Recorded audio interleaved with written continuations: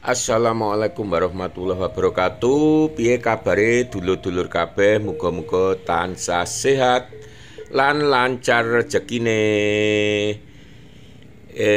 Dulur, iki asline no aku apa kuwi jenenge maca komene kanca-kanca lan dulur-dulur ana rasa ra penak. Dadi pas kebeneran iki dina prei tanggal abang. Kapan kae aku kan wis tau nang nggone WBG Wisata Bukit Gandrung Kandangan. Lah tapi aku ora mlebu mergo wis kesuwen. Lah mula saka iku dina iki tak penuhi aku arep nang Bukit Gandrung maneh lan mlebu. Iki tak setat saka SG Simpang 5 Gumulur supaya dulur-dulur ngerti kabeh ki jukuk arah Surabaya lur Jombang yen saka SLG engko arah Ngurah terus Pare lur, tapi gak kabeh perjalanan bakal tak jikuk gambare, cuma poin-poin tertentu kanggo dulur-dulur supaya ngerti. Dulur kiko Bacuk Ngurah terus Pare.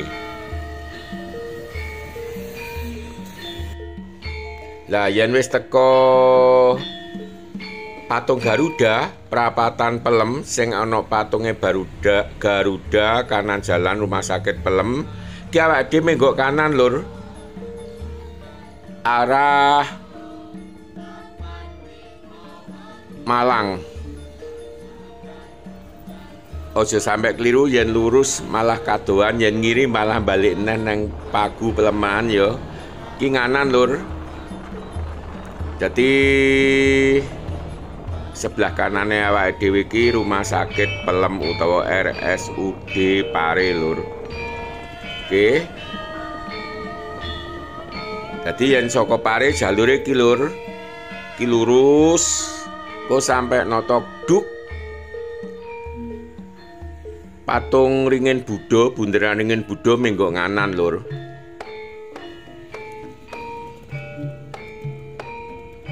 Dadi wis teko nang nggone anu lur iki.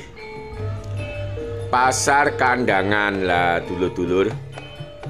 Iki Pasar Kandangan awake dhewe engko yen ana tikungan arah Jombang iki jalane ya Jombang awake dhewe njiko ana petunjuk lur.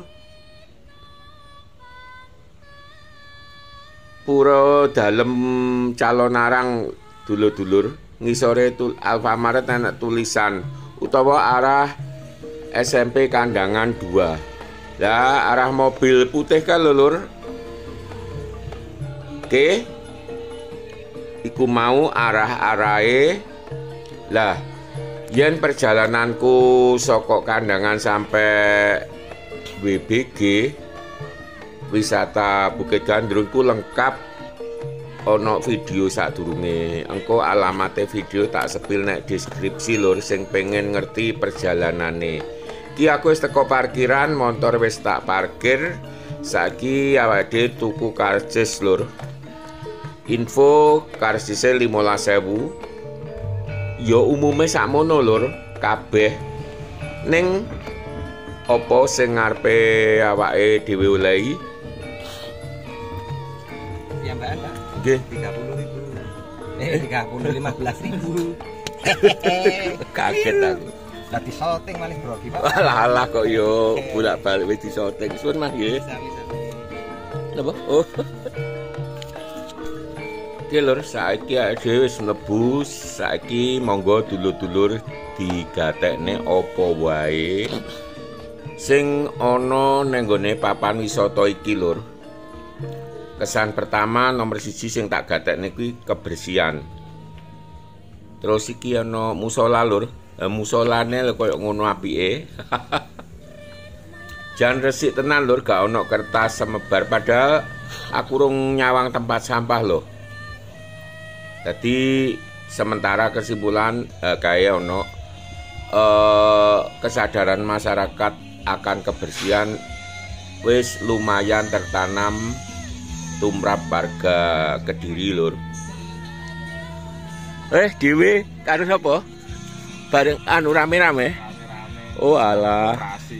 Iya. Ket suwi. Wis suwi.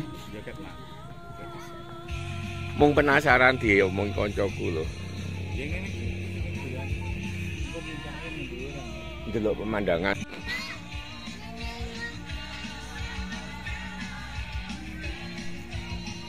Kayak ngene lho, yen awake dhewe nyawang pemandangan sekitare, apa meneh kok yen awake dhewe wis munggah nang paling dhuwur.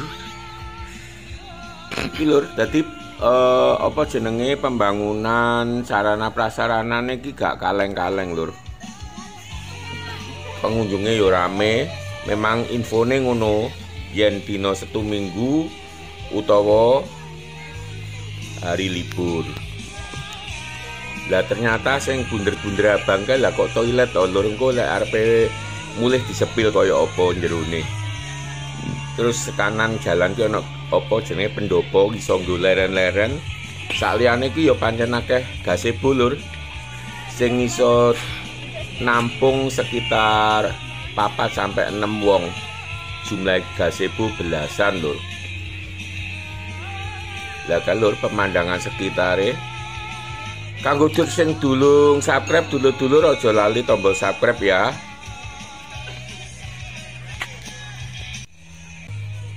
Ayo lur kita lanjut. Toilete akeh banget lur di setiap titik ngono enek. Dadi ben gak kuadoan mlakune. Uga musola. Dadi musolane uga cukup akeh. Toilete akeh banget.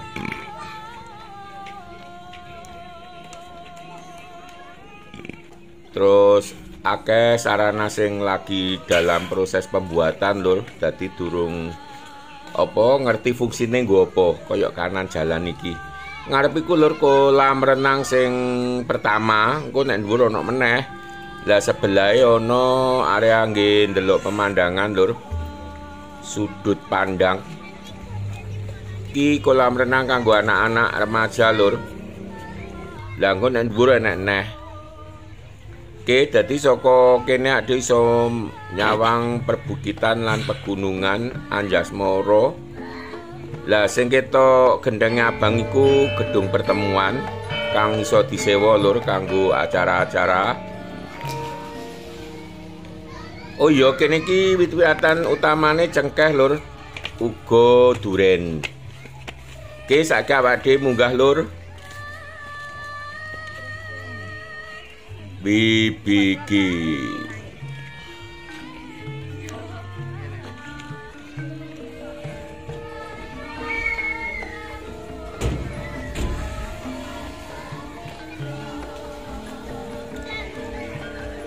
Dadi wis paling dhuwur saka papan kene iki lur. Dadi iso ndelok pemandangan sekitar luwih dak maneh. Lagi ana loro lur kolam renange sing cedhak iki kanggo balita lur ketok ya pokoke kanggo anak-anak, terus sing sebelah rada adoh kae kanggo sing luwih gedhe lur. Ayo njajal di sepil mrono.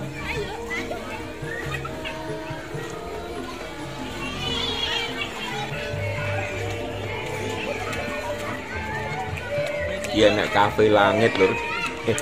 Terakhir ki nggo. Lah kafe langit pancen nggone dhuwur dhewe lur. Ngisor mang kan ya nek kafe cilik-cilik. Lagi kafe sing paling dhuwur. Rapi penataane lur. Terus daftar menune ya cukup akeh, minumane ya akeh uga. Wis jelas regane lur. Yen tak waca sekilas hargane karo nek ngisor unda-undi lur. Malah enek sing luwih murah kene timbang nenggone kaki 5. Ya beberapa luwih dhuwur regane tapi gak sepiro, contone kopi 6.000, 6.000. Terus jajan sing nek ngisor biasane 1.000 utawa 1.500, nek kene 2.500. Tapi yen tak sawang ketoke ukurane luwih gedhi. Tapi sing penting kan rasane, selain ukuran kok dibuktikan lur. Terus petugasnya uga cekatan yen tak sawang lur. Sing kaos abang-abang lho. Oh iya luwih gedhi lho jajane. Iki ana ote-ote, pisang molen. Lah terus yo pembayaran nganggo kris lur. Beh jos tenan Indonesia iki. Bakul-bakul cilik iso pembayaran non tunai gawe kris lho. Kopi hitam gula sedikit pahit pokoknya ya. Seujung sendok teh pahit ya. 1. Air mineral biasa ndak dingin 1. Gorengannya apa aja Mbak itu? Pisang goreng ada? Pisang goreng. Itu apa lagi? Ini timus. Oh timus. Anu pisang goreng tahu isi sama timus. 3 ya goreng. Oh 1 porsi 4. Ya oke. Sitoke anu. Itu apa itu molen? Heeh.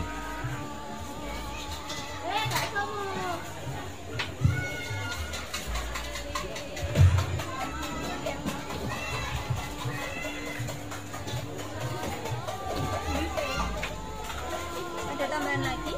Enggak ya itu tadi minumnya kopi sama air mineral. Kopi hitam, air mineral, aneka gorengan 24 200. Permisi, uangnya 50.000. Atas nama siapa Pak? Pak Thohir.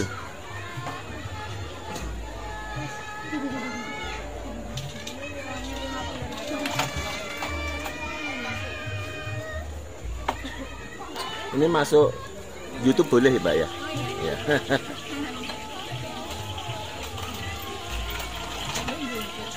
Minggu yang lalu nggak jadi masuk ke sore Misan. Hampir jam 6. Iya, sudah tutup Pak. Iya. Iya, nanti kita panggil ya Pak. Oh iya gitu. Atau mau Makasih. dibawa dulu gorengannya? Ya saya sini. Makasih Mbak ya. Nunggu sini ya. Iya, silakan. Ki lur pesenanku tak anggap makan siang gede-gede 2.000-an, 2.500 siji. Lagi timus, terus ono molen gede yoan.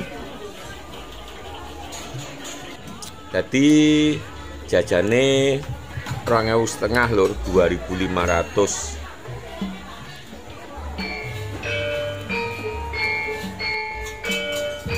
Tapi koyoke ra iso nggowo Mas aku. Oh iya oke. Jenengan toto ya, ben iso tak.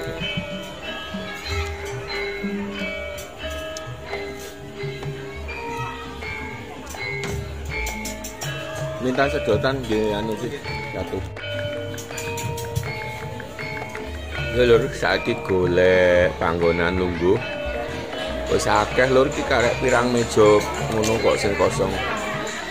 Timang kopine tak kon nambahi lur ben kuwentel. Aduk-aduk lagi jajane mau timuse wis tak pangan separo. Malah entek gedang goreng lur.